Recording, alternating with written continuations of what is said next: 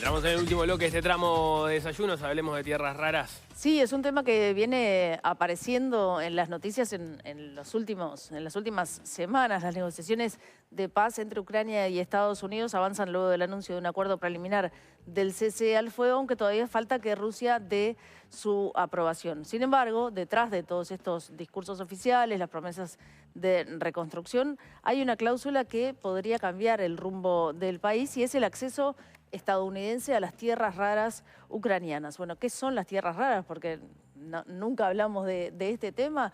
Para saber un poco más sobre esto, conversamos con Manuela Morales, geóloga. Bienvenida. Muchísimas gracias, Manuela, por estar acá con nosotros. Muchas gracias por la invitación. Bienvenida. Es además doctora en geociencias, profesora, además de geóloga, un montón de cosas, Manuela. Así que nos encanta tenerte acá. Y lo primero que quiero preguntarte es, ¿qué son las tierras raras?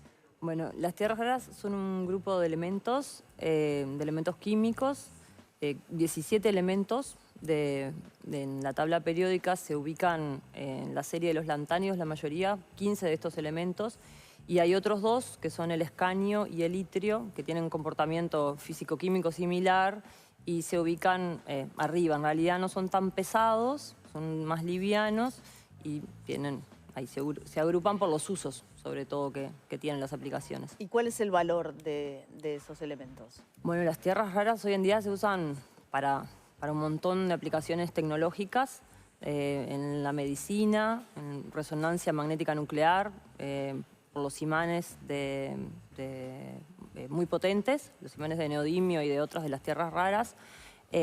También en aplicaciones de aleaciones, digamos, las tierras raras livianas, se usan en aleaciones para aeronáutica y en otro tipo de aleaciones, como catalizadores de reacciones muy diversas, y después en todo lo que son los productos tecnológicos como las computadoras, los celulares, las pantallas. Se extraen estos elementos y se capitalizan.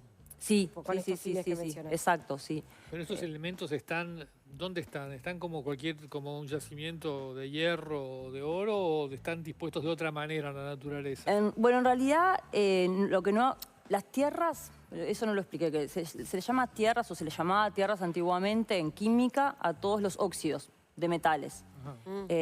Las tierras raras aparecen, digamos, empiezan a descubrir recién por 1830, es la primera vez que se extrae el cerio de un mineral. La mayoría, en realidad, de los metales están combinados con óxidos, o sea, con oxígeno o con azufre, son óxidos o sulfuros. Las tierras raras están combinadas con óxidos y muy mezcladas con otras, entre ellas, digamos, muy mezcladas las tierras raras, y eran muy difíciles de extraer por los métodos convencionales de química.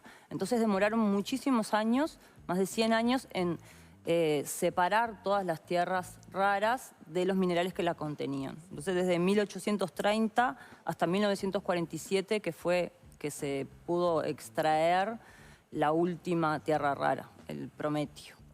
Entonces, bueno... O sea, están asociadas a otros yacimientos y es complejo sacarlos. En realidad pueden estar asociadas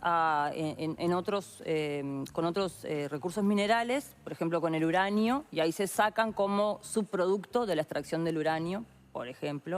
Lo que tienen ellas es que en realidad no son tan raras. Lo de raro en realidad es que no se conocen en estado puro, no se presentan en estado puro como el oro o como el hierro o como el cobre, que se pueden encontrar nativos, que les llamamos los geólogos, en la naturaleza. Entonces, la humanidad no las conoció hasta 1830. A partir de 1830 es que se empiezan a separar y luego se empiezan a aplicar, a tener aplicaciones en estas aplicaciones que yo les contaba. ¿Qué particularidades tienen estos elementos para que precisamente permitan estas aplicaciones que hoy son tan importantes dado el avance de la tecnología? Bueno, tienen propiedades súper interesantes, como buenos metales, son conductores eléctricos, pero también algunas son dieléctricas, eso significa que son aislantes eléctricos, entonces, bueno, tienen como una aplicación ahí para controlar a veces las corrientes eléctricas en diferentes productos, digamos, en diferentes instrumentos. Yo tengo por acá cuáles son las propiedades que la hacen tan interesantes. Son luminiscentes, Entonces eso hace que se puedan usar en las pantallas, por ejemplo, de televisión, las LED, en las pantallas de las computadoras y las tablets y los teléfonos inteligentes, porque bueno, emiten diferentes colores cuando son excitadas por corrientes eléctricas. Eso es los usos en electrónica. Bueno, también se usan en las pantallas, en las lámparas LED y en las de bajo consumo. Las de bajo consumo hace bastantes años, en las LED hace menos. Bueno, en medicina ya les dije, para el tratamiento de cáncer como radioisótopos se usan también, además de como indicadores, digamos, en resonancia magnética nuclear.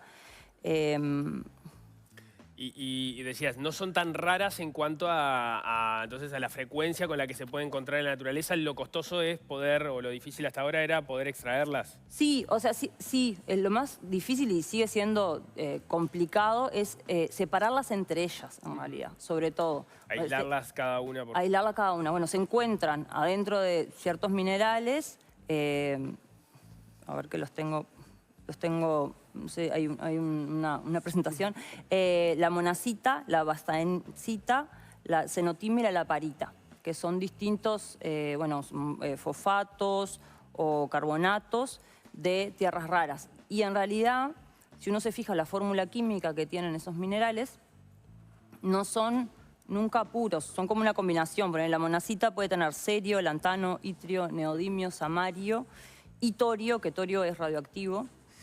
Y es un fosfato, tiene fósforo y oxígeno. Entonces eso hace que cuando vos extraes la monazita de un depósito, sacás la monazita y después a esa monazita le tenés que hacer otro tipo de separaciones para poder, bueno, sacar, si querés neodimio, para hacer los imanes de neodimio, tenés que sacar el neodimio. Y eso es lo más complejo, lo más costoso, que algunos países que producen tierras raras no lo hacen en su territorio, entonces tienen que exportar el producto ya como separada la monazita, pero no las tierras raras. ¿Dónde se encuentran? Digo, ¿hay zonas del mundo, regiones, localidades que son Sí, sobre exclusivas de ellas?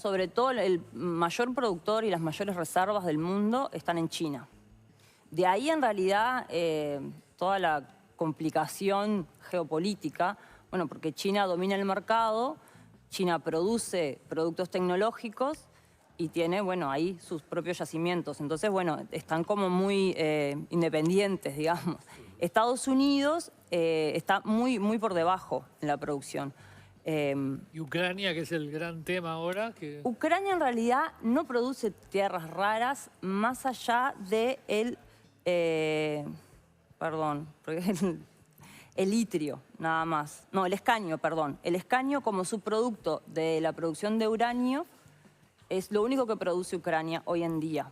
O sea, ellos tienen potencial para tener tierras raras, pero no está medido eso. Porque, bueno, en geología económica, nosotros para poder decir si tenemos o no tenemos una reserva, eso es una cantidad de recurso mineral que puede ser explotado comercialmente, con un rédito económico, yo tengo que seguir ciertos pasos. Y esos pasos se llaman exploración. Se arman programas, proyectos exploratorios que pueden demorar 5 años, 10 años.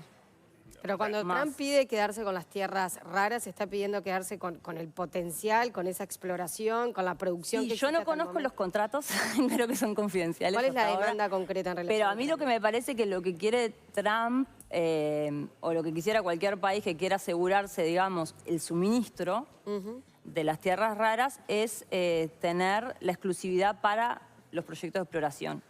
No sé si son contratos tipo de exploración-producción, como los que se hacen en Uruguay con el petróleo, por ejemplo, que tampoco tenemos petróleo comprobado, pero vienen empresas... La analogía es similar. O sea, vos tenés determinadas características donde supones que puede llegar a ver y a partir de ahí se explora y eventualmente se explota. Sí, claro. Entonces, en realidad yo no tengo un depósito, no tengo un yacimiento, no tengo una mina de tierras raras en Ucrania. Lo que tengo es el potencial. Ahí veíamos en el mapa un montón de países que tienen tierras raras. Uruguay no aparecía, pero te pregunto si no aparece porque no tiene o no aparece porque no se ha explorado. No se explora, no tenemos el potencial que tienen países como Brasil o Australia, Vietnam. ¿De qué depende tener ese potencial? ¿De que confluya de la naturaleza, porque nosotros tenemos como una distribución aleatoria, original, cuando se forma el planeta Tierra, y después los procesos geológicos, yo qué sé, la actividad volcánica, la actividad interna, digamos, magmática de adentro de la Tierra que no vemos, no sé, los procesos sedimentarios, todo eso van enriqueciendo, separando los diferentes elementos, o sea, minerales, dependiendo del peso, la densidad, ¿no? Dependiendo de ciertas características, entonces, ciertas características químicas también, entonces ahí se van distribuyendo en las zonas de la Tierra de diferentes formas. Entonces, bueno, Uruguay en realidad lo que tiene es depósitos de arenas negras que fueron investigados antes, sobre todo por el tema del uranio. Tienen monazita, lo que se encontró fue monazita, uno de estos 4 minerales de mena, que son los minerales que hoy en día en el mundo, de esos minerales se extraen las tierras raras. Eso es, hay otros minerales que pueden tener tierras raras, pero no se extraen porque no tienen suficiente porcentaje de esos elementos. Entonces, en Uruguay hay depósitos de monazita, no están, nunca se estudió, que yo sepa, específicamente si tiene tierras raras o no, porque cuando se estudiaron hace como 30 o 40 años, no había tanto interés en las tierras raras como hoy. Pero Deberíamos. ¿Se podría abrir esa El investigación? tema ahí, claro, sí, yo como que no... Antes de que lo haga Trump. No, por favor, no. Por suerte, en realidad, Uruguay tiene autonomía, tiene su propia gobernanza, digamos. No tenemos a Estados Unidos acá mirándonos. Porque no tenemos tierras raras. Pero no tenés expectativas de que esa monacita eventualmente pueda tener tierras raras de un nivel que se Sería pueda una cosa explotar. súper interesante para estudiarlo a nivel académico, digamos, primero. Porque para estudiarlo a nivel económico, digamos, que una empresa tenga interés en eso, hay que poner otro montón de cosas en la balanza. Una de las que a mí más me preocupa es la parte ambiental y social, porque las arenas negras están sobre la costa, sobre todo la costa de Rocha, también hay en Canelones tierras raras, pero sobre todo la costa de Rocha. ¿Y quién Fortín, va ¿no? a sacar tierra, o sea, a hacer una mina de arenas negras en Rocha? O sea, es re complejo meterse ahí, donde hay otros lugares que en realidad, digo, mientras China siga abasteciendo, China lo tiene en depósitos que son más fáciles de extraer, ellos tienen los costos ambientales. En Uruguay, para mí sería como... bueno, ya tuvimos problemas por los depósitos de hierro, ¿no? Hace unos años. Un problema ambiental, digamos, la oposición de parte de la sociedad en arenas negras, o sea, sería como mucho mayor. Entonces yo por ahí, académicamente sí, económicamente me parece que no es muy viable. Cuando estábamos mirando el mapamundi aparecía Groenlandia con una cantidad que no era de las mayores, pero tampoco era despreciable. Y Sí. eso todos los lugares donde Trump ha puesto justamente... Esos son el reservas, énfasis, ¿no? Esos son reservas. Las reservas son... Ya se exploró.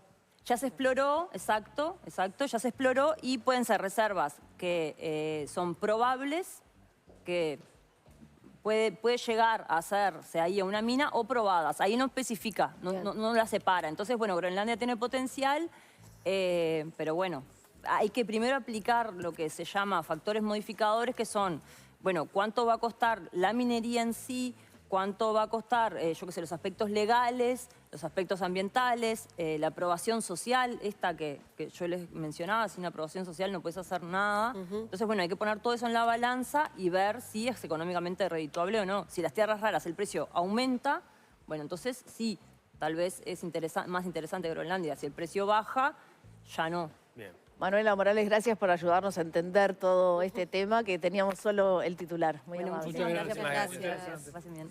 Muy bien.